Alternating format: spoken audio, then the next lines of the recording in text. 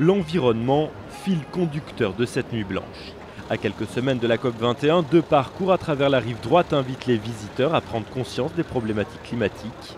Ici sur le parvis de la gare du Nord, une maison fond.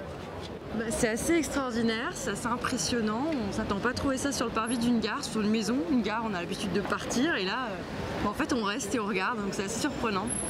Autre lieu, autre ambiance, au parc Martin Luther King, une araignée géante et une œuvre tout en lumière bleue pour alerter sur la montée des eaux. C'est comme un laser qui nous plonge littéralement sous l'eau, donc c'est à la fois apaisant mais presque angoissant.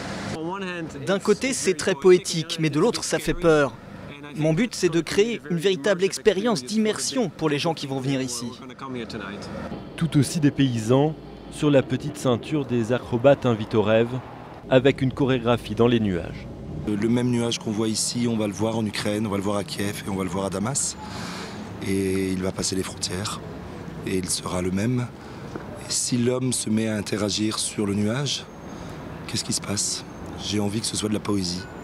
Des centaines d'œuvres sont à découvrir. Pour l'occasion, les lignes 7, 13 et 14 du métro resteront ouvertes toute la nuit.